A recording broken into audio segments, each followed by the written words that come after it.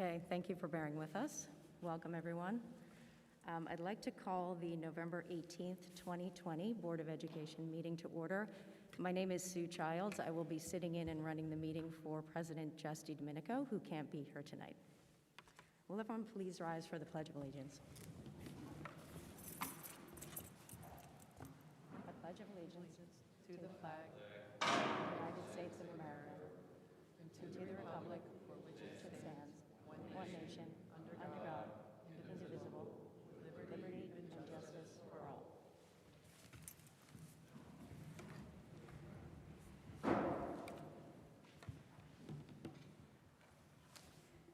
Okay, I'll do the reiteration of the executive.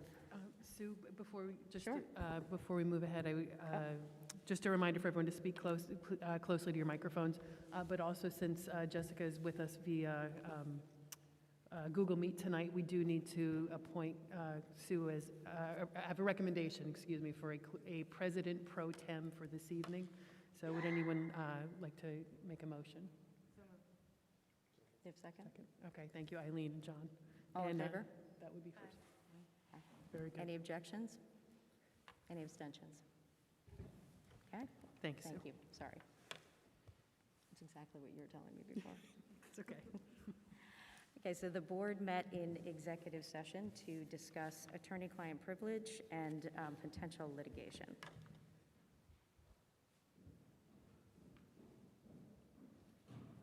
Okay, so now we're going to move to opening remarks, and I believe we have Jessica DiDomenico via Google Meet. I'm here. Great. Jess, over to you. I can't see you, but I can hear you. So. And we can hear you. And I miss being with you guys in person. I'm sorry I can't be there tonight. On behalf of the Board of Education, I do want to address the strong concern we have over recent events. First, we want to reiterate our support of Dr. Champ and her leadership during an unprecedented time for the school district. And we appreciate the numerous letters that have been sent to the board echoing that sentiment.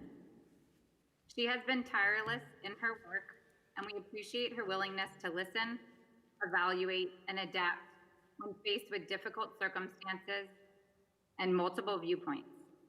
We also unanimously support the fair and consistent application of board policy with regard to political speech by district employees.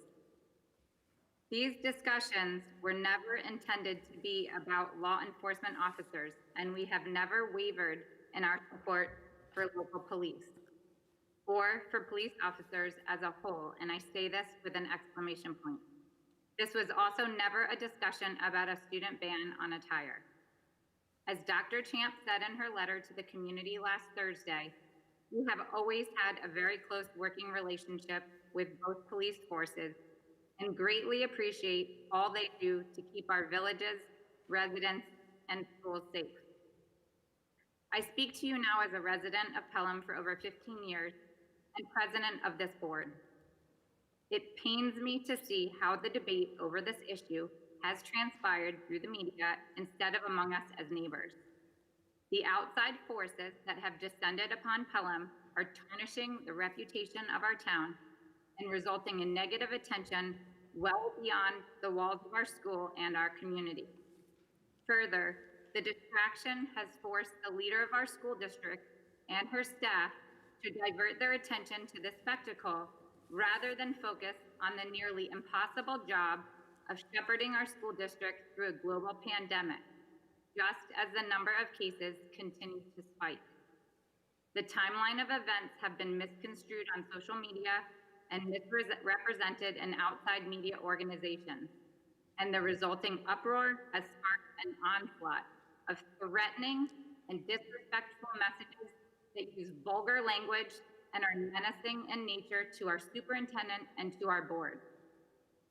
We recognize the need for tough conversations around these issues, but I hope we can all agree these messages are not productive in any way. This issue can only be resolved by sharing views respectfully and with an established set of facts, and is not productive to litigate these issues through the media. We have faced difficult times before, and we are confident that we can get through this with respect and civility. Our students are watching closely, and we hope and intend to keep the focus on what is best for them. And now, as we unite as leaders throughout the community, I would like to read a few statements that were published today that you may or may not have had the chance to read. Dear friends, neighbors, and residents, as leaders dedicated to serving the village of Pelham Manor, the town of Pelham, and the Pelham Public School District, we write to you united in our desire to move the community forward in a positive direction. We are committed to open communication and a collaborative spirit. We remain dedicated to doing the necessary work to ensure that all residents are supported and treated equitably in our community and our schools. Mutual respect, civil discourse, and open-mindedness are essential to progress. Today, we must address a wide range of views on complicated and important issues as we simultaneously navigate a global pandemic. Ultimately, our shared values as friends and neighbors will guide us through this process. Our community has a long history of coming together in difficult moments. We have no doubt that you will join us in our pledge to continue to do so. This letter was signed by Jennifer Monachino-Leahy, Mayor of the Village of Pelham Manor, Rita Bennett, Trustee and Police Commissioner of the Village of Pelham Manor, Jeff Carpenter, Police Chief of the Village of Pelham Manor, myself, Jessica DiDomenico, President of the Board of Education, Sue Childs, Vice President of the Board of Education, Dr. Cheryl Champ, Superintendent of Schools, Dan McLaughlin, Supervisor, Town of Pelham, and Ray Zismansky, Deputy Supervisor of the Town of Pelham. And finally, Mayor Chance Mullen wanted me to read his statement from the Village of Pelham. Dear neighbors, over the last several days, Pelham has seen firsthand the challenge of trying to communicate our intentions. America is at its best when we are able to share and hear different points of view, and I fear that we are losing our ability to do so. You should know that the Village of Pelham and the Pelham Police Department are deeply committed to the equitable treatment of all people. We believe that public servants should never demand respect. We should earn it. For the last 5 months, Administrator Small, Police Chief Pallett, Trustee Spira Cohen, and I have been meeting weekly with 6 of our BIPOC neighbors to ensure that our police department is one that can earn the respect of every resident in our village. This process will soon include forums with our entire community. We do this work in partnership with those we serve and with enduring respect for our sworn officers, recognizing that this community is owned by us all. You should also know that we strongly support Dr. Champ and the Board of Education as they navigate this incredibly challenging school year. The Pelham Police Department has always worked in a cohesive and friendly manner with the school district. We recognize that the intention behind their recent decision was to ensure our children receive a quality education in an environment that fosters inclusion and learning. We do not and will not question their commitment to providing a safe environment for our children. I hope we can all remember that the conversation we are having right now is one we've really never had before. We're going to mess it up. If it's helpful, you can rest assured that Pelham is not alone. This conversation is happening throughout America, in small towns and big cities alike. It's bigger than all of us, and there's simply no getting around it. The only question we can answer is one we must answer for ourselves. How do you want to show up for it? I plan to show up with honesty, forgiveness, respect for our police officers, a commitment to centering the marginalized, and a belief that as difficult as this moment is, it's worth it. I hope you'll join me. Please stay safe and stay healthy. Chance. Thank you, Sue. I'll turn it back to you. Thank you, Jess. We're going to have a superintendent's report in a minute, and then it's my intention to pull public comment up to directly after that report, because I know we have a number of people here who would like to speak. So thank you all for signing the sign-up sheet. We'll go in order in which you sign the sheet. So first we're going to do 3.1 though, which are the minutes. So do I have a motion to approve the minutes? So moved. All in favor? Aye. Any objections or abstentions? Okay. Takes us to 4.1, Superintendent's report. Dr. Champ. Thank you, Sue. Good evening, everyone. As we come together tonight, I have to acknowledge that these past few weeks have proved divisive for our community, and I am truly sorry for the immense pain and division that has surfaced over the steps that were taken to ensure that our students felt comfortable in their school. That has now turned into something far larger, which is causing great hurt for our community. I think it is important at this time to reiterate the facts about how we got here, as those have largely gotten lost in the current media frenzy. While a few staff had been wearing the blue line flag since the start of school, I began to receive several complaints from students and parents that the symbol, not the people, the symbol, made them uncomfortable, as it has become associated with threatening political alliances. I then did some research to educate myself on the history and the various meanings of the various blue line flags. While the symbolism means very different things to different people, and admittedly, historically, the thin blue line is a very positive history. The connection that students and families were now drawing between the flag and groups that espoused hostile views could not be ignored. Therefore, in the interest of ensuring our students' sense of belonging, I asked staff members to discontinue wearing clothing displaying the thin blue line emblem on school grounds, amongst other symbols. My decision was based on a long-standing board policy regarding political speech by staff that has been in place for some time. Shortly thereafter, a group of staff members wore vote t-shirts that displayed the names of Black individuals killed in encounters with police with a fist on the back of the shirt. After the shirts were worn, I was approached with similar concerns that these shirts too violated the political speech policy, given the political connotations of the Black Lives Movement. I held open office hours for staff over 2 days to discuss these issues and to better understand the viewpoints of all involved. Subsequently, in an effort to enforce this policy evenly, we then asked staff not to wear those shirts at school either. I want to make clear that we addressed these issues as they were brought to our attention, and these decisions were not in any way related to the presidential election or to my own political opinions. I apologize for not enforcing this policy evenly at its outset, which I recognize created an appearance of being one-sided and unfortunately, which helped to fuel that division. That was never my intent. While we cannot go back, we are implementing the policy across the board evenly, and no political attire has been permitted over the past 2 weeks, and no political attire will be allowed for staff going forward. I also want to clarify that this policy does not pertain to students who continue to be permitted to wear clothing representing their political perspectives, as long as it does not present a disruption to the school environment. Students are not and have never been discouraged from wearing any of these symbols, be it the thin blue line or Black Lives Matters. This was a staff issue that was never meant to involve our students. Our responsibility as a district is to create an unbiased environment in our schools where students can explore and express their own views. In order for that to occur, all students must feel safe and respected in our schools, and our schools must be politically neutral.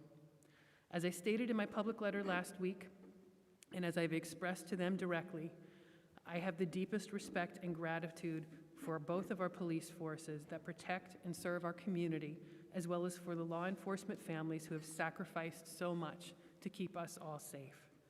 Our schools have always enjoyed a close relationship with the police, fire, and other first responders, and we are all in agreement that this must and will continue.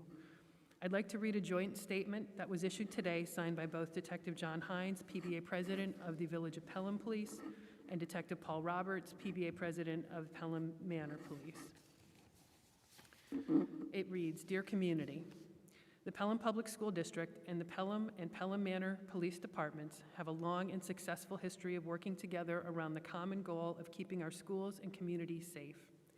In response to the events of recent days, I took the opportunity to meet with Detective Hines and Detective Roberts from both Pelham and Pelham Manor police unions. We discussed these issues in a professional and a collaborative manner, and we are in agreement that our schools and police departments can and will work together around common goals of fostering an atmosphere where our police officers are supported and respected for their work, and where all students feel safe and respected in their schools, regardless of their background and beliefs. The events of recent days have proved divisive for our Pelham public school community, but today we write in solidarity and commit to continuing our partnership. Our shared commitment to the safety of our students and community is unshaken, and in this we continue to be united. At this time, I want to reiterate, similar to Jessica's comments, that unfortunately threatening emails and phone calls have been made to myself, my staff, Board of Education members, on both professional and personal phone, email, and social media accounts. Statements that are deeply saddening and frankly are making our schools less safe and the operations of our school district less productive. There is no place in our schools or in our town for this. I thank the Pelham Police Department who are actively investigating this ongoing harassment. We live in an unprecedented and incredibly difficult time, which has only been exacerbated by recent events. As a district, we are committed to continuing our work in helping our students, families, and staff understand and accept diverse perspectives with the goal of helping our students to become responsible citizens in a democratic society. The Board of Education, administrators, teachers, school staff, parents, students, and community members all share the responsibility for public education in Pelham. I sincerely hope that we can all share the responsibility to learn and grow from this as well, as we return our focus to the important work of educating the students of Pelham. Thank you very much. And one final word, I would like to say congratulations to our girls field hockey team, who are the regional champions tonight. So, end on a positive note about our students. Thank you, Dr. Champ. And now I'd like to ask for a motion to bring Section 10, communications and comments from the public, up to current. Do I have a motion? So moved. Second. Great. All in favor? Aye. Okay, before we start our public comment period, I would just like to reiterate the rules for public comment. We do have people from outside the district, so I just want to make sure that we are level set on what the expectations are for public comment periods, and these are consistent with what we've used in other meetings before. First, masks, social distancing, and capacity guidelines must be respected at all times.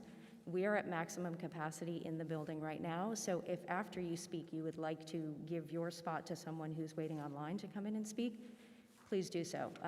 If you leave the building, one more person will be let in once you go. Speakers may only comment once during the session and must state their full name and address for the record before speaking. There will be a roughly 3-minute per person limit on public comments. We are not going to be super strict about this, but we do ask that you respect other people who would like to speak tonight and keep your comments as short as possible. Vulgar, threatening, and/or uncivil language will not be tolerated. I'm sorry that I even have to say that tonight, but as Dr. Champ iterated, we have received some really disturbing communications. So we ask everyone in the room to keep it civil and respectful tonight, and I'm sure that everyone here has every intention of doing that.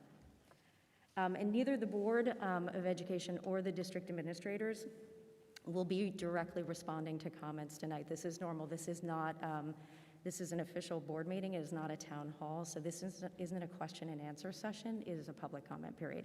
So it's a period for anyone who's here and would like to speak to be heard, but not to go back and forth and do questions and answers. And that is it. So we will start with the first person on our public comment sign-up sheet, Carla Cacavelli. Carla Cacavelli, 1008 Grant Avenue. Dr. Champ, I know you believe there is more that unites us than divides us. It was a line in one of your responses to a staffer about this blue line controversy. And I hope we can walk away from all of this and have that hold true in our school district. We have several things in common over the last few weeks, beyond both losing sleep over this. I am sure we have both received hundreds, if not thousands, of letters and emails. I have been contacted from people around the globe, literally, about what is happening in Pelham right now. While this is not what I want Pelham to be known for, I must thank you for bringing this to light. You ignited a fire that has spread far beyond this district and created conversations that are long overdue. I am sure you've heard arguments on both sides of the fence. A head count of who stands where on this topic is irrelevant. The goal should be to take down the fence and come together to find a common ground. The divisiveness that this decision has created in this town is not good for any of us. The communication that was sent to the community after this all went down might as well have said, "Did you miss the memo? We banned both." That was too little, too late. If we were expected to take that and be satisfied, I think you now know that many are not willing to do so. One of the most detrimental parts of this is the fact that the children in the district who have law enforcement members in their families have been made to feel shunned and fearful. I have received dozens of letters expressing concerns because their children are very well aware of the controversy and uncomfortable with the environment that has been created. My own children included, and our own family has been attacked personally. There is a positive that has already arisen from this. We have raised over $12,000 so far for the NYPD Detectives, Widows, and Children's Fund and Retired Police Canines, with nearly 900 sweatshirts ordered since Monday. While many of these orders came from Pelham, the reach extended to California, Canada, Arizona, Alaska, and even Australia. While I know your focus is Pelham, this story had a worldwide ripple effect. While I'd love to credit my PR background, not one of the reporters who called me had been one who I had worked with before. As one journalist said to me, this story has gone global because the world sees the hypocrisy. I know you have done your research on the thin blue line, but I have lived with it, ingrained in our lives and my father's legacy for years. The thin blue line on black signifies a memorial or connection between officers killed in the line of duty and those who continue with their duties in the present. Part of that is their solemn vow to never forget, as I've seen tonight by the showing of the NYPD and my fellow line of duty families. This controversy began when you banned the blue line and engulfed this memorial sweatshirt that was worn in this district for 2 school years without issue.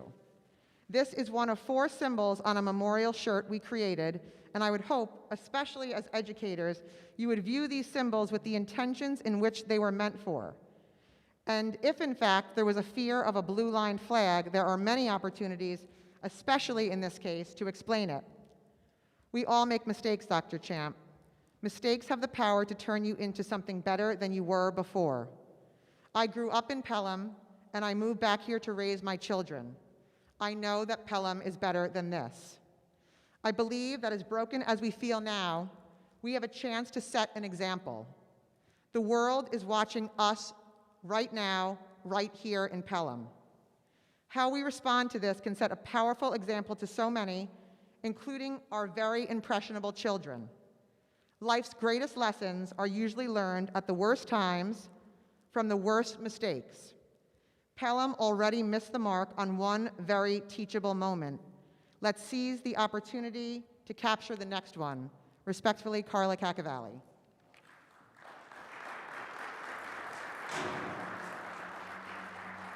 Thank you, Carla. Next on the list is Kate Carpenter.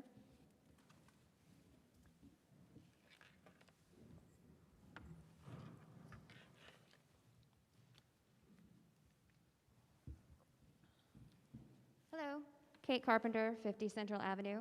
I didn't prepare anything. I really just wanted to be a friendly face here to let you know that I and many Pelham residents support Dr. Champ and the Board of Education in their decisions to put students first.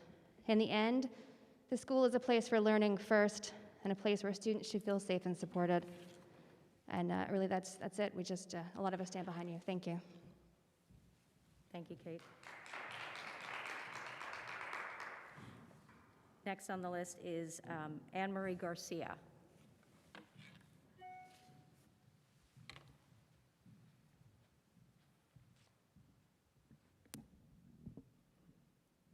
Hi, Anne Marie Garcia, 425 6th Avenue. First of all, I also would like to express my support for you, Dr. Champ, and the entire board for the policy you put in place and the efforts you've made to make things equitable. What I want to do at this point is take a step back so we can acknowledge how this started. This started because children expressed fear and concern. And these are not children with quotes, because it's been alleged that maybe these are not children who said it. These were children who said it, and I heard them. So it's really important we understand where we stand, which is in a school full of students. And so right now, what's upsetting to me is that we have taken an issue that involves students and their comfort level, and it's now become an international media sensation. It makes absolutely no sense to me, absolutely no sense, because here we have children who are in the minority. They are, here in Pelham, they are in the minority. But if it's 1, 2, or 3 children who say they are fearful of approaching a staff member because of a symbol they see on their apparel, it is our job as adults to address that. It is not on the children to figure out, wow, this is a teachable moment. It's not. It just simply isn't. They're children. So I've heard repeatedly that this is a teachable moment, and I'm not addressing anything that was said tonight. I'm addressing what I've heard over the past few days. The teachable moment is for the adults. It's for all of us to step back and say, okay, what's going on here that we have kids who are uncomfortable? Because of all places they should feel safe, it's in school, especially this year with everything going on. And so what's been lost in all the media attention are these kids. These kids who were brave enough to step up and say, I'm not comfortable when I see X, Y, and Z, when I see the symbol. And now what are they thinking? I don't know, but I know for sure they know what's going on without anyone needing to tell them, because these are adolescents and they're on social media. So they know exactly what's going on. They know the outrage. They know the lines that have been drawn in this town. So I find it disappointing that that's the direction this has taken, when this was never about a single sweatshirt. This was about how individual children felt coming into school and seeing a symbol. So I thank you, Dr. Champ, and I thank the board for keeping the kids in mind and keeping their safety and their social and emotional well-being first and top of the list. Thank you. Thank you, Emery. Next up, Paula Wood.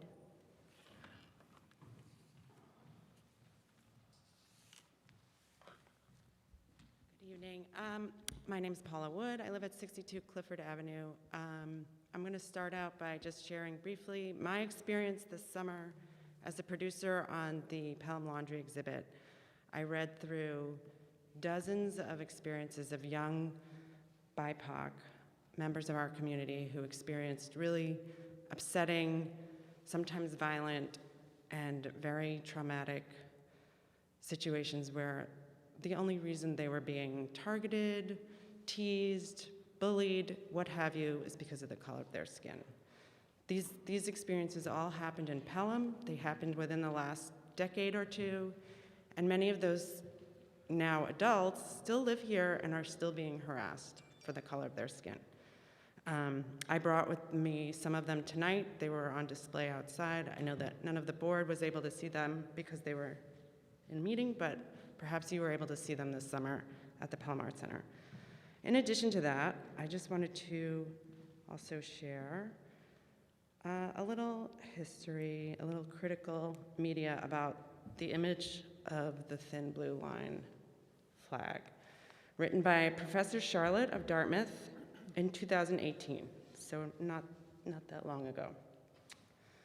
Along with images of warriors, weapons, and German shepherds, pictures of children hugging cops infuse the movement with an ominous sentimentalism. It's this combination, the fetish for strength and the idealization of racially coded innocence, that has historically led authoritarian movements to subvert the rule of law in the name of order. Eventually, the new order becomes law. Last year, policymakers across the United States introduced dozens of bills proposing that police be included under hate crime protections. Thank you, Dr. Champ, from a friend of mine who is a mom of Hispanic children. She said to say, "Thank you, Dr. Champ, for your support of BIPOC children and making sure they feel safe. We are lucky to have you and wish we'd had leadership like yours years ago." I also want to note that due to an unusually large presence of police at this Board of Ed meeting, we have parents standing outside in the freezing cold who are unable to attend and share their experiences and their gratitude. Thank you very much.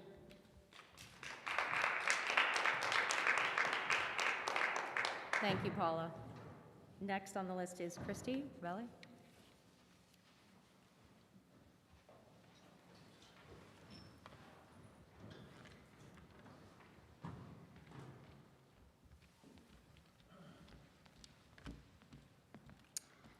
Hi, Christy Rebel, 94 Linden Avenue. As a Hispanic resident of Pelham, if you're wondering why people, especially our children and people of color, are feeling intimidated, look around. This is intimidating. This meeting is intimidating. Maybe people find it threatening that the school district made an unintentional misstep in how they initially implemented the policy, but this is where we've landed. There are numerous people here that aren't even from Pelham, and yet the PR blitz continues against our superintendent. A PR blitz full of distorted information against one person and our elected school board who are trying their best to ensure that all students in our schools feel safe in the middle of a global pandemic. It's a travesty that our community members are locked out of this very meeting, a meeting that benefits us and our children in Pelham, not 80% of the people sitting behind me. I am forever grateful to Dr. Tramp and our Board of Education for continuing to serve every student with integrity in a global pandemic amidst threats and intimidation that doesn't serve our students and only serves to divide our community. Dr. Champ, please know that despite our small but mighty group here tonight, there is a whole community that stands behind you and all you do for our community. Thank you.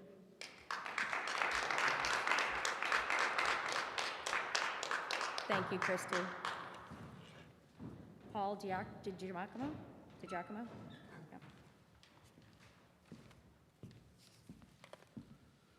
Yes, good evening. My name is Paul DiGiacomo, 26 Thomas Street. First, let me say thank you to the board for this opportunity to speak tonight. There are a lot of things said here tonight, and the most important thing is the children that go to this school. And we have a lot of members from the NYPD and from this town that have children that go to the school and are very fond of what their mother and their father do for a living, and what Detective Cacavalli's grandchildren are very proud of what he did for a living. For those of you who don't know, Detective Cacavalli was shot and killed in 1976 while off duty and was the victim of a robbery. And if it weren't for him taking action when he did, more people would have died that night, that sad day.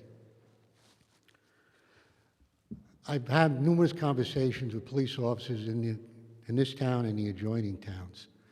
And I know that the children of this school embrace the police and embrace the police in this community and in this department. And they should, because we're here to protect them. That's our job, and that's what we do every day. And we lose our lives doing it on a regular basis. And I know this Cacavalli family for many, many years.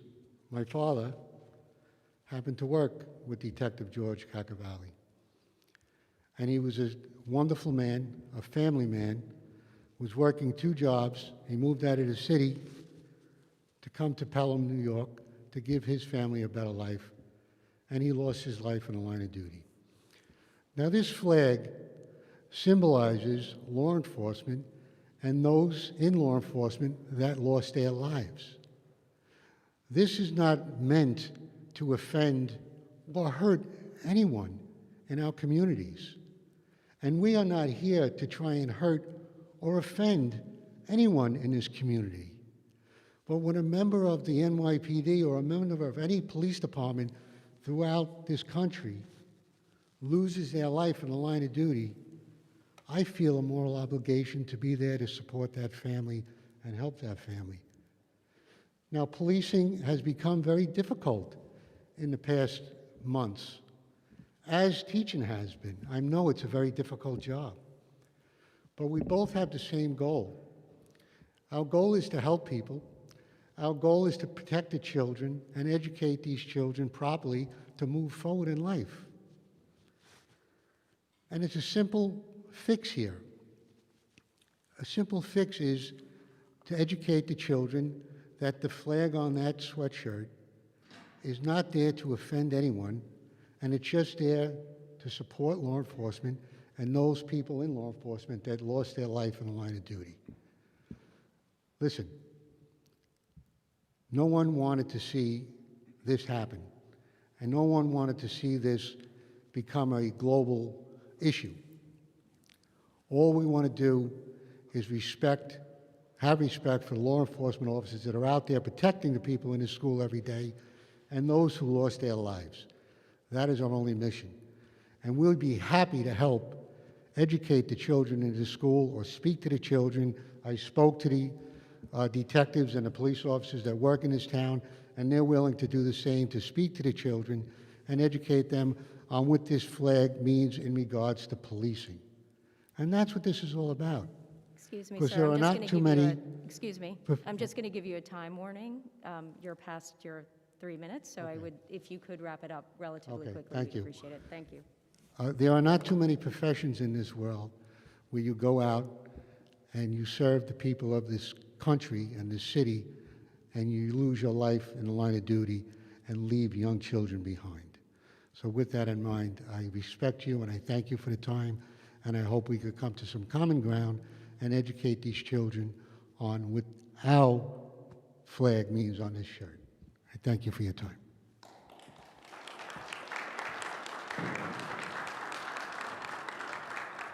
Thank you, Paul. Terry Carmody?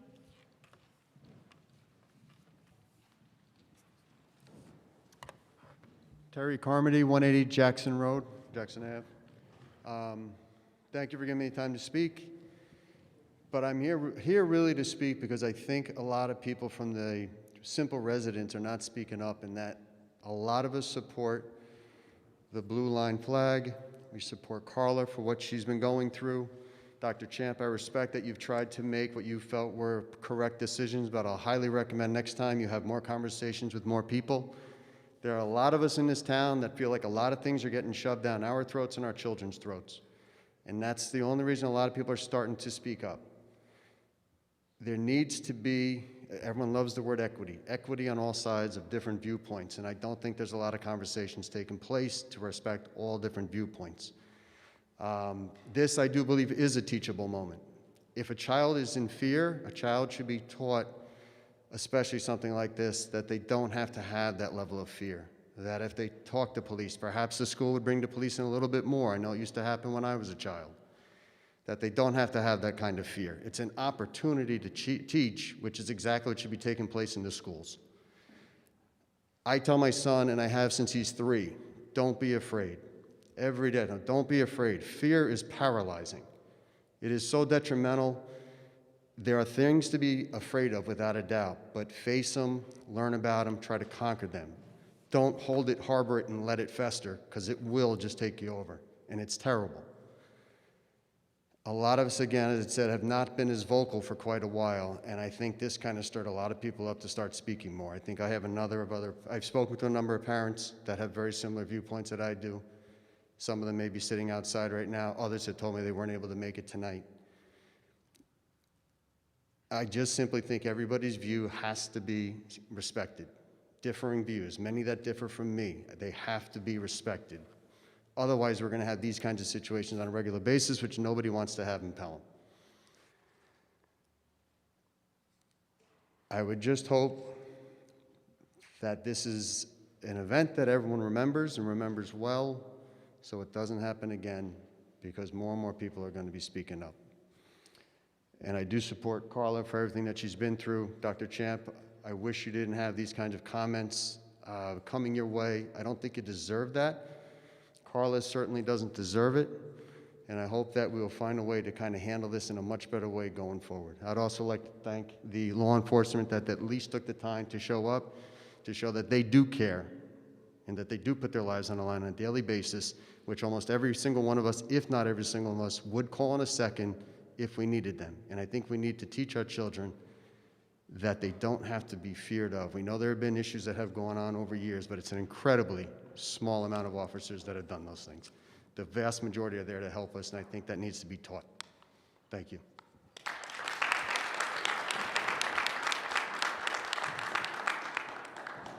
Thank you, Terry. Aaron Ginsberg?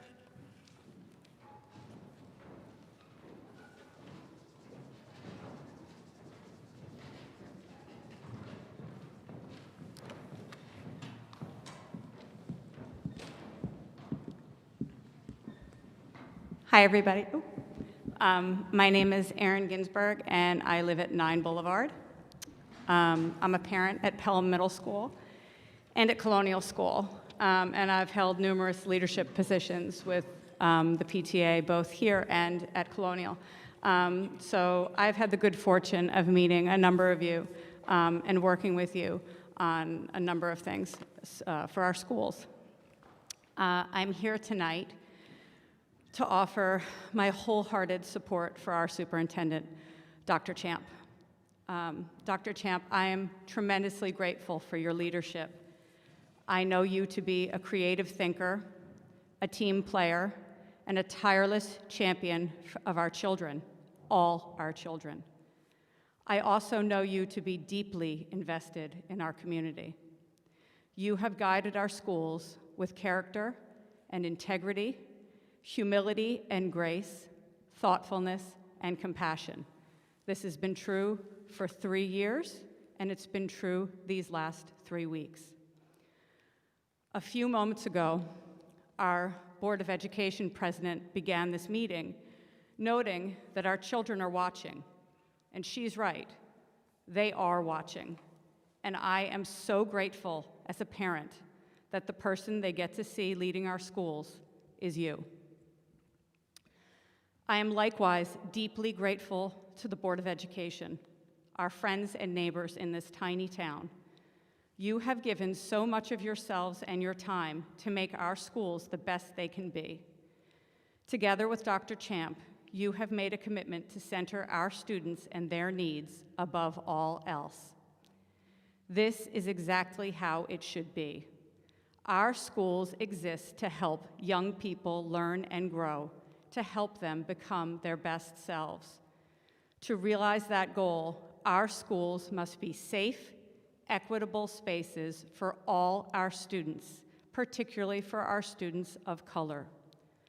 I implore those members of the community here tonight and watching from home to partner with our school leadership and our villages and find the empathy that will allow us to move through this moment together. Thank you.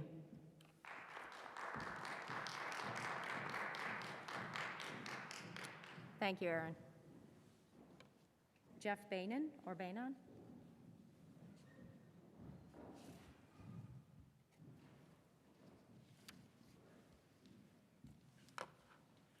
Good evening, Dr. Camp and fellow board members. My name is Jeff Bainan, 10 Ridge Place, Pelham, New York. I would just give you a little history. I'm in this neighborhood in Pelham for over 30 years. I also go back in the police department in the NYPD proudly 53 years. I've gone through a lot of different times, and in this school put a couple children through. What I'd like to address is when I was a young patrolman, I remember, and I worked uptown Manhattan in a tough neighborhood, people of color, and they'd bring the kids up to me and introduce me and tell all the kids, if you ever have a problem, you go to this officer and he'll help you. And that's the way it was, and that's the way it is. The police department is to serve and protect. That's people and property. I go back in tough times in the 60s, and I got to tell you, as time goes on, I'm still very involved with the NYPD, and I got to tell you that this bothers me a great deal, that the blue line is not political. However you people figure it, it's not political. It's saying that we care about our own because nobody else right now does. And the kids, they're not, you tell me they're scared. Well, this prejudice, and it is a prejudice like any other, is taught. You're not born prejudiced. It's taught either by the family or by the school.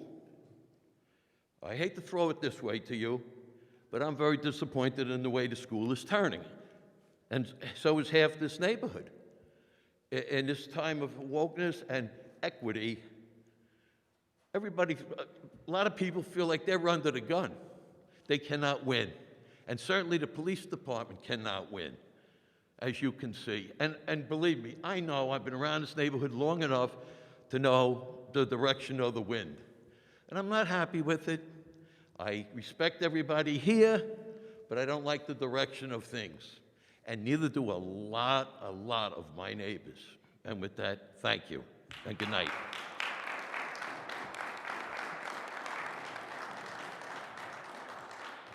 Thank you, Jeff.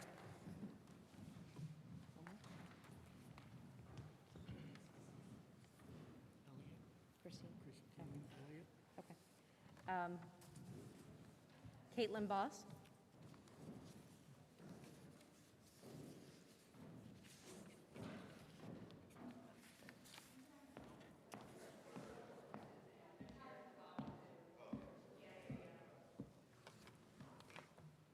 Hi, good evening. My name is Caitlin Boss, and I've got two kids at Prospect Hill in Pelham. And I wanted to come and ask and talk tonight a little bit about, with the virtual learning program, I know that we're about to go into a bit of a lockdown, and I think that there's a lot of confusion about access to services through the virtual program for especially kids with special plans, 504s, IEPs.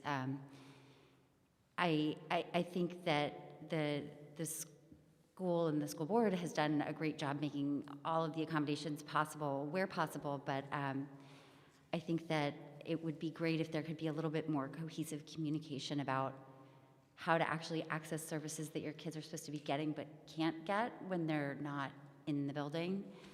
And it's just something I'd really love to see enhanced. And I wanted to come and mention that just for the benefit, especially of other people in the community, because it's something that I think a lot of people have a lot of questions about. And you talk to another mom, and she's talked to somebody else who's gotten their kid to go to more days of school because they can get better access to their services, but the other parents didn't realize that was available. And so then it's sort of like, wait a minute, is there a list? How do I get on the list? And I think just some sort of enhanced communication about that would be really helpful, and sort of organization and prioritization. But I think also, given the tenor of the evening and the comments, I want to make sure to compliment the school board and the school programming that has been, I think, implemented over the last year and a half or so in Pelham around the mindfulness program. We've certainly had a lot of conversations at home about, taking a moment for gratitude and things that you just kind of don't expect a 5-year-old or a 7 or 8-year-old to come home talking about. And I think it's been really effectively implemented and well talked about, and generated a lot of good conversations, certainly in my house. I think that if there were some thought given to how that programming could pivot a little bit, maybe to address some of the tensions and the controversies that have been coming up and addressed here tonight, I think there are a lot of comments that come home from school, and it's not from the school, it's just from kids being in the same place with each other all day, every day. And one place of potential partnership that I've heard about is, Mommy, what's illegal? So maybe that's a great thing that the police officers could work with the school in talking about, because how do kids end up in cages? Well, they're illegal, is something that I've certainly heard out of my kids' mouths after spending time in school. And I think that it comes from the media, it comes from the news, it comes from everywhere under the sun. I don't think there's any pointing fingers, but I think there is a lot of confusion and tension, and the kids pick up on it and hear it. And since there's already such an effective program in the schools dealing with a lot of these sort of social emotional topics, maybe that's a good sort of pivot.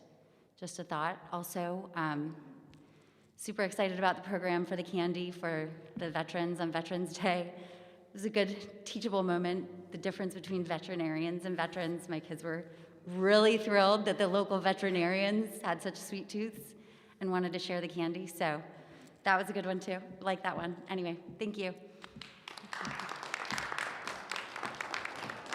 Thank you, Caitlin. Christine Elliott.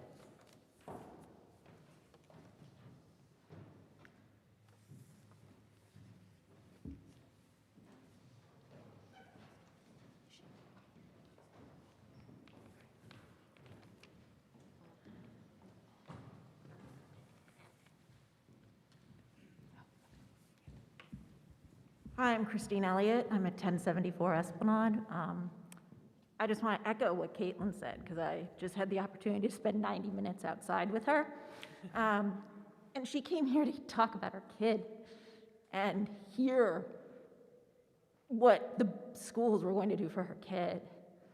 And instead, she waited outside in the freezing cold, in a not particularly friendly environment, just so she could tell you what's going on with her child.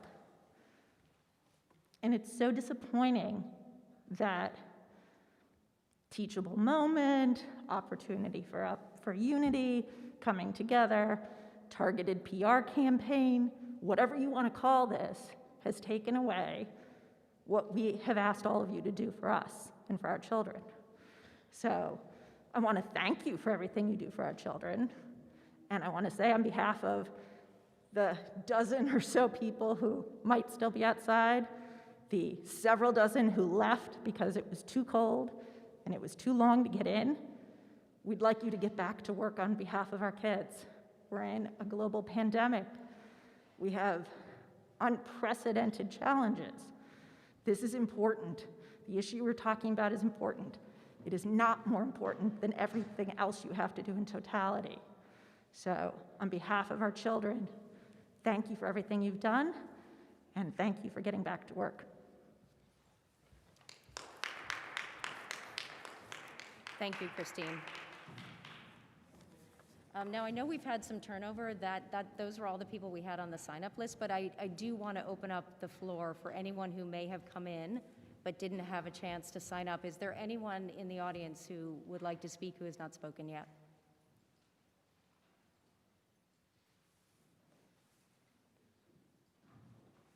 Going once? Yeah? No? Okay.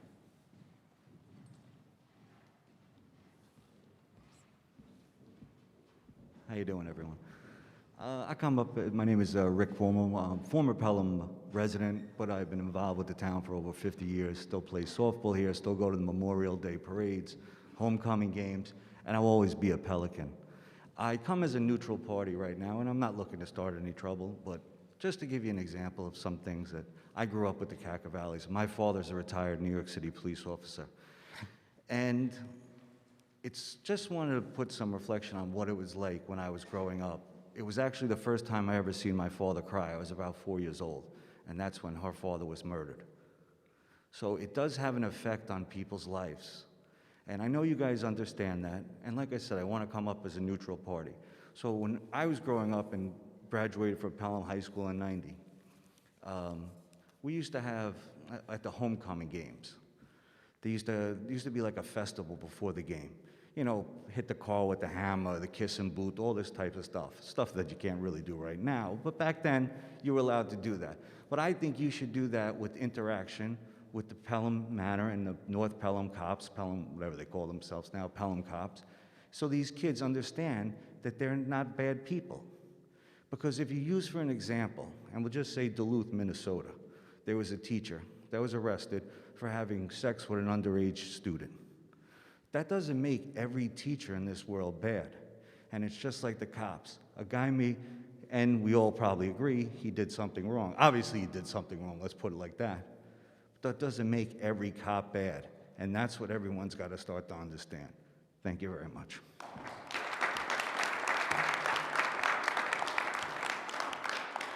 Thank you.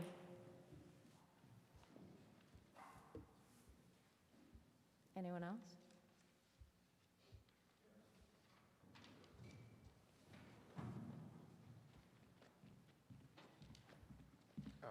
Mike Tesoro, 4803 Boston Post Road. My mom went to this high school. I went to this high school. My daughter is in this school. My son is in Sawanoy. Or she's in the middle school, sorry. I guess I'm going to pivot slightly on this. Dr. Champ, we had an email conversation.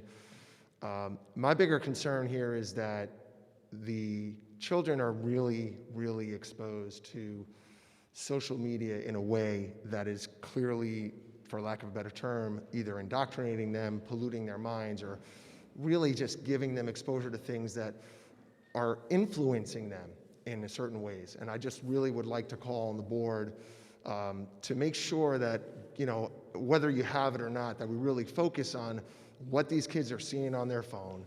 We all know a lot of it's nonsense. I'm not going to get into the fake news controversy or anything like that, but understanding that so much of what they're getting into their brain and their mind is coming from their phone. And so they're seeing so much negative publicity on cops, which we all know that shouldn't be the case.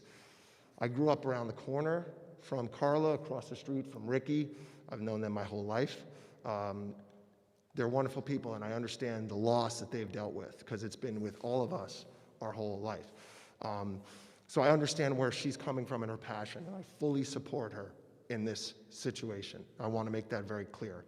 But I think that in learning and understanding how we could teach the kids, we need to understand what they're seeing on their phones and how that's influencing them. If a student was threatened by a blue line flag, okay, and I'm going to say if that happened, it's going to be because of something they probably saw on their phone. And I think we should understand that and maybe figure out a way to address that going forward. Okay, that's really all I have to say. Thank you.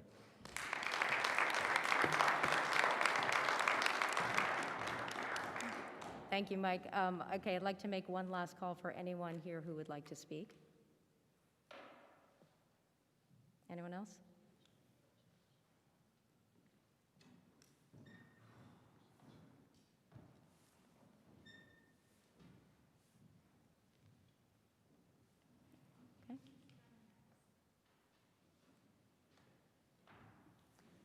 Okay, I'll ask one more time. Does anyone else want to speak, or I will close public comment?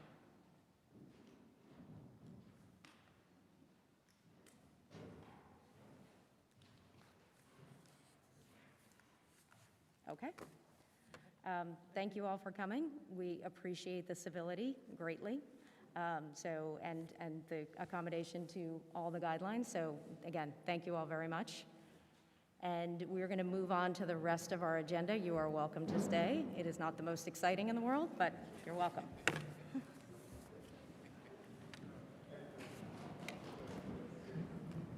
Sue.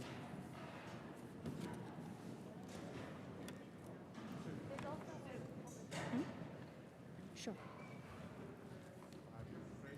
5-minute break. John's asking for a 5-minute break. Do I have a motion to take a 5-minute break? Do I have a motion to take a 5-minute break? Yes. So, great. All in favor? Aye. Okay, 5 minutes.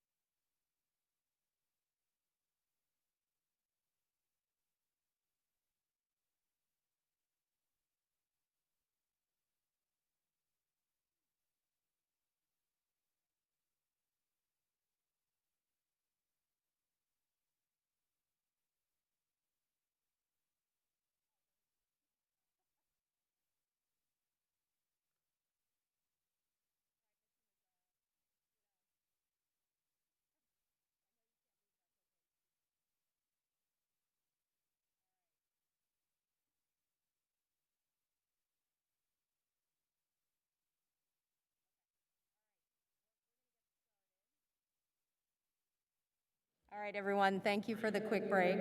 Woo, yikes. I'm going to try and remember where we were. 4.2, Board of Education Committee reports. Do we have any committee reports tonight? Committee reports? I don't think so. We have a few coming up. Okay, next meeting. 4.3, Assistant Superintendent's update on authentic learning. Mr. Garcia, Yes, Dr. Garcia, excuse me. Thank you. You know, we're closely monitoring situations outside, right, in terms of the, the rise in COVID rates and especially the announcement in New York City this afternoon where they've decided to move to full virtual learning with an undisclosed end date. And also just listening to the governor speak to this afternoon when he was talking about the potential spikes that will happen after Thanksgiving and after Christmas. So, you know, there's been a lot of chatter in different school districts and in preparation, and you know, we're no different than that. We've been talking with our administrators today, the K-5 administrators just discussing virtual learning and our scheduling and preparation. Tomorrow we'll have that conversation with the 612 team as well, just so that, you know, we're prepared for any situation which may arise. But more importantly, I just want to give accolades to the elementary teachers and the secondary teachers, especially at Pelham Middle School, Silenor School, and Hutchinson School, who on a dime were able to flip and turn to full remote learning for their kids for 2 weeks. Last week, as you know, half our school district was on full remote. Silenor and the middle school are currently still on full remote. And you know, the report so far, the teachers and the students have been well engaged, and the teachers were really successful in just kind of flipping that model.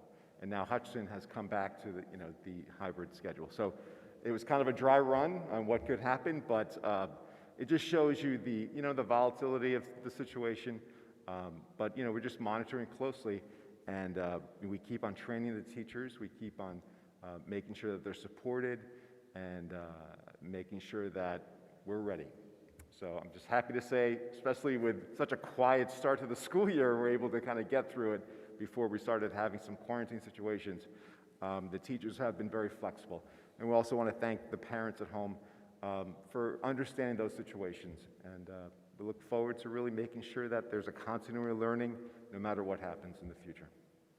Thank you, Dr. Garcia. Also, I would love to take a minute just to thank our teachers again for everything that they're doing, everything they've been handling over the course of the last few weeks and months, really. So, and also the administrators, which I failed to of course, mention, the administrators as well, too. as well, The principals have been dealing with that daily in terms of who's in, who's out, so we thank them.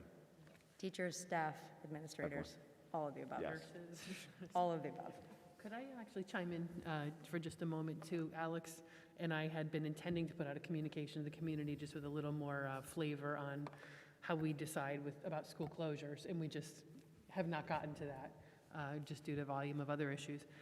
But I did want to share some of what goes into the thinking, and really a lot of what goes into it goes back to contact tracing, as we've talked about in the past, which Julia heads up with the Department of Health.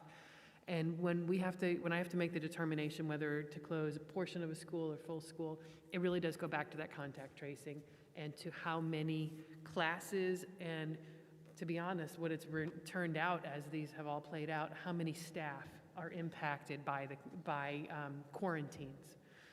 So that really makes a difference. I know there was certainly a lot of questions, a lot of discussion a while back about, how could we get 2 or 3 cases in an elementary school and still maintain open, yet one student at the middle school can shut the whole place down.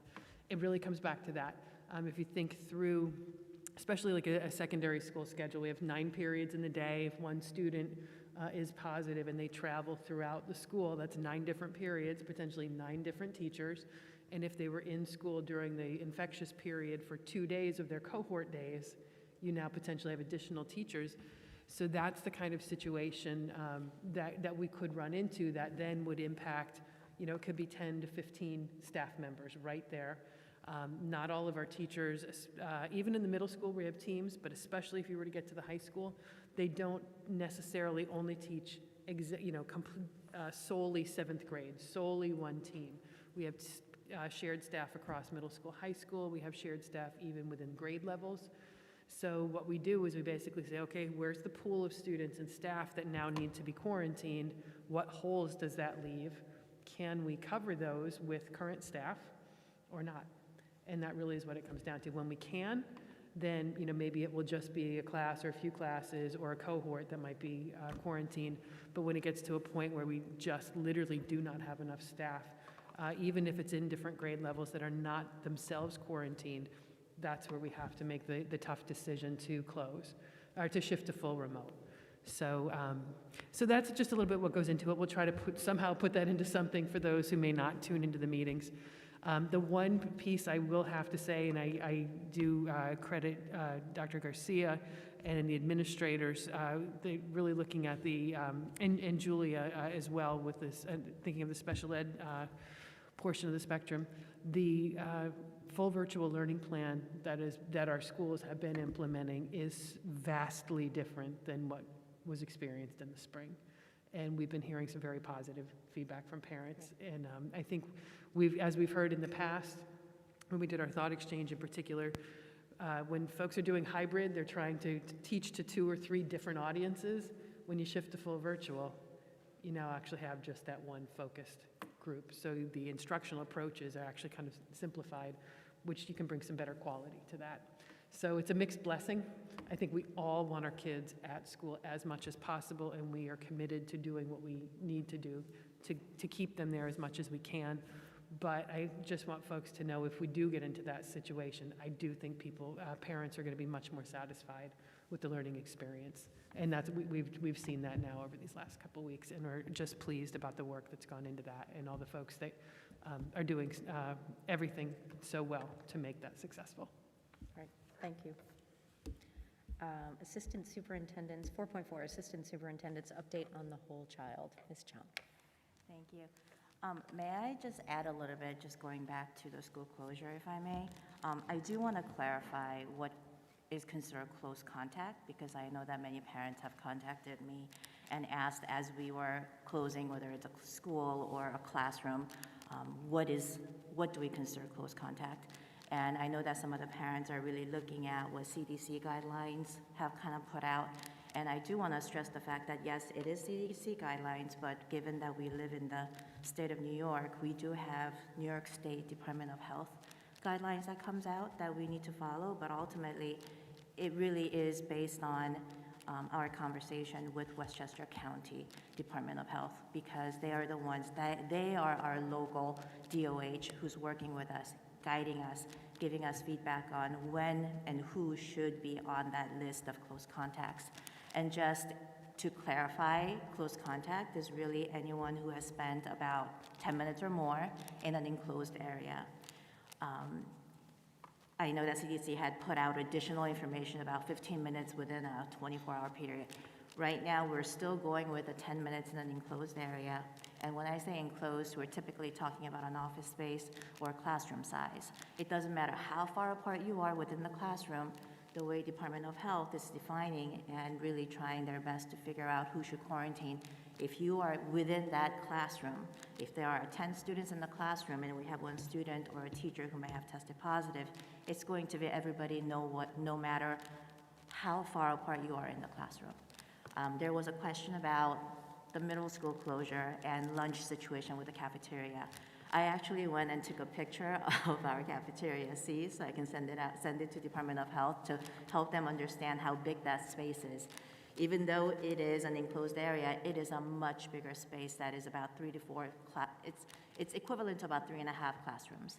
And so based on that description of the enclosed space, what Department of Health said is that, okay, let's just look at the individual who tested positive and who was within a certain area. So for instance, if I were to test positive in this large gym space, and if I had to contact trace myself, most likely it may just be just a couple of people around me. Yes, sorry.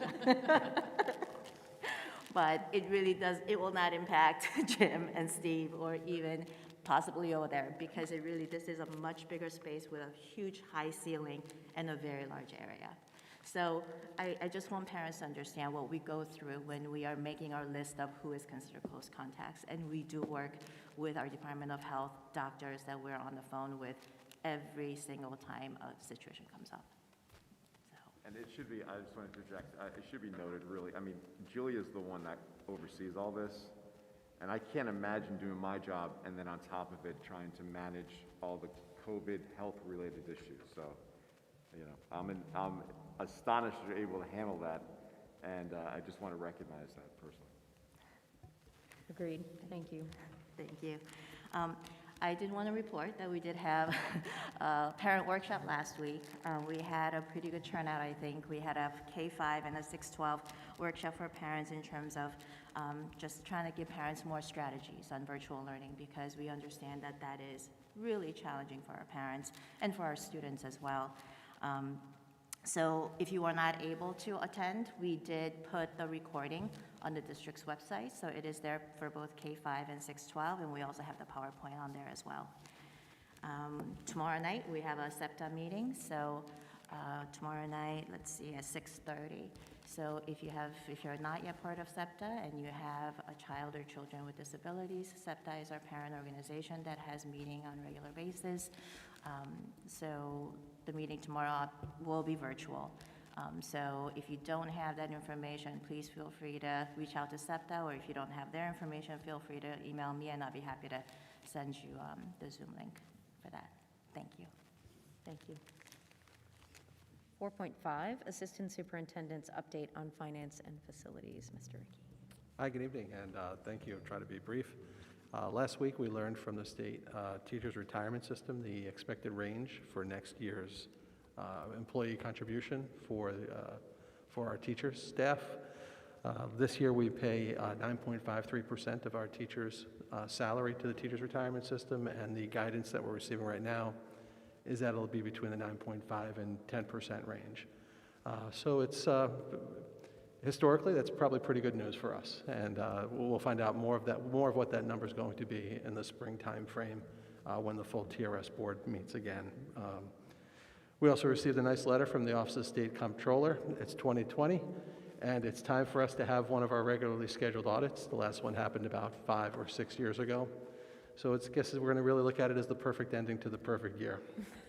As we've looked at some of the topics that the audit, that the comptroller has looked at in other school districts, they haven't decided what that top is going to be. They're going to come in and perform a risk assessment, similar to what our internal auditors do every year. And the general areas where they've been falling on, when we look at past reports, is financial management, procurement, or information technology.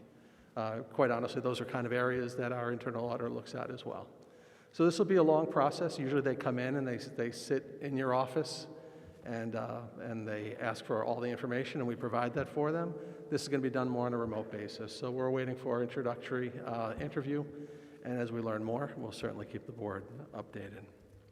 We also have a small memorandum of agreement with our CSEA union for this evening. This relates to the MOA that was approved by the board earlier in the year. It's cleanup language related to the healthcare and dental benefits, and it's what we related to. It was originally discussed and agreed with in our initial conversations, and this just not included in the original agreement. So we want to make sure we take care of it before those rates do go up for those members at the beginning of the new year. So we look at the budget. Once again, Pelham Civics and PEF are extremely generous. Over close to $60,000, and I know Dr. Champ will talk more about that later on, but certainly, again, a wonderful example of the community stepping up and really doing great things for our schools. It's always, I feel like a broken record every time, but it's very, very, very impressive. We've got a change order notification before the board. This is a credit with our mechanical vendor, Carey and Walsh. This is one that was signed by Dr. Champ. And again, this is a notification because it is below the $50,000 threshold. Once that change order has been signed, we need to make notification to yourself, the board, at the next regularly scheduled meeting. This is just as a result of downsizing some equipment and the resulting savings from that, which is, again, just over $30,000. Last week, we opened up the bids for Prospect Hill, the addition and the bathrooms. Right now, the architect is reviewing those bids. They're meeting with with what looks like the low vendors, the low bidders, making sure that their numbers can hold up if those bids are going to be awarded. And we want to see how those numbers fit into our budget for the entire project. Now, this work included the ADA work at Prospect Hill, which included the bathrooms, access and security vestibule, and the access to the building. And it also included renovations to the field. Again, and that money for the field is budget under Proposition 2. Again, we had some very good results. And fortunately, some of the vendors who we're working with at Hutchinson also bid on this job, and some of them may very well be the low bidder for this job. Before we bring anything forward to the board for a recommended award, we plan on having a meeting with Bond Steering Committee so that they can then hear the recommendations from the architect and CM and then bring that before the board. But it's a very healthy bidders list, and that was really encouraging to see. Tomorrow morning at 8 a.m., we have a facilities committee meeting, so I know there's 3 board members that are on that. We're doing that via Zoom, or excuse me, Google Meets. We've got a healthy agenda, so hopefully we'll be able to get through it, and we'll be able to, I know you'll be able to share that at the next meeting. And really, that's all I have. I just wish you all a happy Thanksgiving and a safe holiday. Thank you. Brings us to financial reports and motions. I'm going to take 5.1 on its own, which is to approve the revised calendar for 2020-2021. Do I have a motion? So moved. Second. Great. Anything we should know about the calendar? So, yes, and I apologize for the late edition of this. This was follow-up from our meeting last time where we, in preparing for parent-teacher conferences, recognized at the elementary level in particular an additional need for time. So, and the question was raised about evenness of cohort days. So Alex and I went back to the drawing board and tried to do the best that we could there. We realized certainly with December we needed the extra half day, and then playing that forward we're going to need extra time in March, but also wanted to remain cognizant of that balance. So what we've proposed here tonight is try to make this clear. It's a little complicated, just because the way it's displayed. But long and short, our general practice is conceptually is that our teachers usually do 2 nights of conferences during the year. Our secondary teachers generally do 2 in the fall because of the significant number, and then they do team meetings or daytime afternoon conferences in the spring on an invitation-only basis, so a much smaller volume. So we basically front load their 2 nights into the fall, versus the elementary teachers that really do the bulk of all of their students in both spring and fall. So what we're proposing for you here, if you look at December, is Wednesday would be an early release day anyways because of the hybrid model. We're gonna, it's not wood, but whatever, knock on wood, hope that we are continuing in the hybrid model through December. Wednesday would already be a half day, so there'd be a half day release there, so we could do afternoon conferences and evening conferences on Wednesday the 2nd for all grade levels. And then on Thursday, which is a B day, we would do a half day early release again for afternoon conferences for everyone, evening conferences for 6 through 12 that night. So we get our 2 6 through 12s evenings there and 1 evening for elementary. If you go forward toward March, what we did there to try to balance out the cohort days, instead of doing the half day on a Thursday as originally proposed, we're proposing doing that, moving back to a Tuesday, so it's an A day, as well as the Wednesday, which was already scheduled to be a half day. So again, there we would be looking at early release half day of conferences in the afternoon for everybody on Tuesday the 16th. And then Wednesday the 17th, early release for everyone again. It would be afternoon conferences for 6 through 12. It would be afternoon and evening for K-5, so that we just get those appropriate times in there. Overall, it's not 100% even between A and B at the end of the day, but part of the problem is if you look to June, we have 3 half days on B, and those are contractual half days. So if you set those days aside, we basically have an even split between A and B throughout the year. And as we kind of have already mentioned, with the shifting of classes and cohorts and buildings to remote intermittently, the ability to be 100% even is just not going to exist this year. So we think this is our best attempt at a plan for evenness. So that's what we're recommending to the board tonight. And if you do approve that, then we'll make the corresponding changes on the calendar so everyone's detail calendar aligns with this. Okay. Any questions? All in favor? Aye. Any objections? Any abstentions? No. Thank you. Okay. I'd like to take 5.2 to 5.5 as a consent agenda. Do I have a motion? So moved. We have a second? Second. Jess? Great. Any questions? I think Jim ran through all of these in his report. All in favor? Aye. Aye. Aye. Any objections or abstentions? 5.6, motion to accept a donation. Do I have a motion? Second. Great. There, as Jim said, there are 4 very generous donations tonight. First, the district does hereby accept the monetary donation of $8,580 to support the Extended Academy after-school program at Pelham Middle School, and that gratitude be bestowed upon its donor, the Pelham Civic Association. The second, the school district does hereby accept the monetary donation of $27,968 for Grant 2103, web-based interactive teaching tools, and that gratitude be bestowed upon its donor, the Pelham Education Foundation. Third, the school district does hereby accept the monetary donation of $20,880 for Grant 2104, Overdrive digital book subscription, and that gratitude be bestowed upon its donor, the Pelham Education Foundation. And lastly, the school district does hereby accept the monetary donation of $5,000 for Grant 2105, Jazz Band Artist in Residence, and that gratitude be bestowed upon its donor, the Pelham Education Foundation. Amazing. Thanks to Pelham Civics and the Pelham Education Foundation.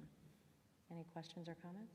Yeah, I just had a comment, Sue. I just wanted to echo what you said and what Jim said. Both the Pelham Education Foundation and the Pelham Civics are longstanding supporters of the district, which we really appreciate.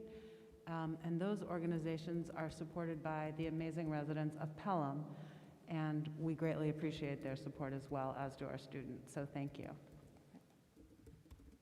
Anyone else? Great. All in favor?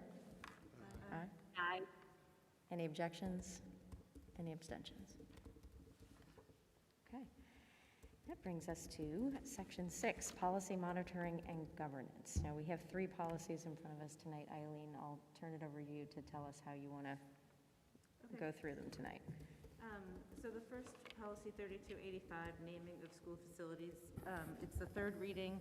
We read it together at the last meeting, and the only recommended change at that point was to move some stuff around within the policy towards the end. So that's done, and the policy is finished at this point. 5410 and 5411 are largely they're entirely business office policies, and we have to renew them every year, which we are doing. Jim has taken a look at them and said no changes are required for this year. Okay. So I would recommend that we waive the 2nd and 3rd readings on 5411. I'm sorry, I took my glasses up at the wrong moment. 5410 and 11. And go ahead to approve those. Okay. All right, so I'm going to suggest taking 6.1 on its own. Do I have a motion to approve policy 3285, naming of school facilities, after its 3rd reading? So moved. Second. Any questions? All in favor? Aye. Aye. Any objections? Any abstentions? Right, and then I'd like to take 6.2 and 6.3 as a consent agenda. And first, I'm going to ask for a motion to waive the 2nd and 3rd readings on both of these policies. Do I have a motion? So moved. Second. All in favor? Aye. Aye. Any objections or abstentions? Great. right, now I'd like to ask for a consent agenda on 6.2 and 6.3 to approve policies 5410 and 5411. Do I have a motion? So moved. Great. All in favor? Aye. Aye. Any objections or abstentions? Okay. Section 7, Superintendent's Personnel Recommendations. I'd like to take 7.1 to 7.4 as a consent agenda. Do I have a motion? So moved. Great. Before we vote on these, any updates from either Jim or Steve? Just some leave replacements, some people I apologize, going on leave, and also some updated annual appointments for positions in the district. Okay.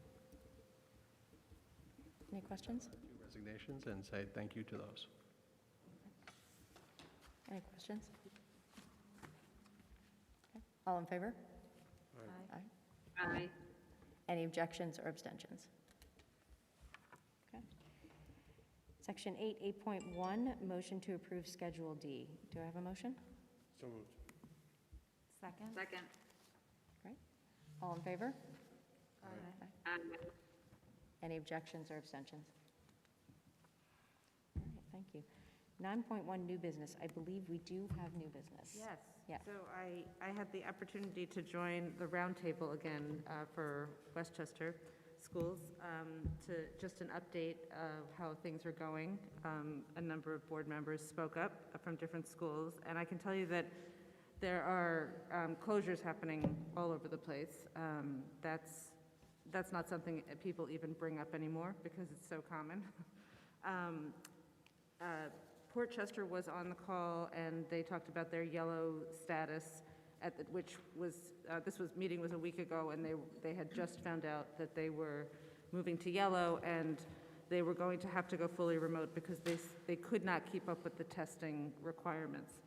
I think that to be in yellow, to be in school, you have to test 20% of your district weekly, but they had no funding for that, and they had no ability to do it, and they couldn't do it, so they had to go fully remote. And they were sad about that. It does seem like a lot of districts, more than I expected, have some version, particularly in the elementary school, of kids coming to school every day, but they still are separating the classes in half, and half the class is being taught by the teacher, and the other half is being taught by an aide. And they all talk about it as it's really more providing childcare than actual instruction in that other half. So that was something that was interesting.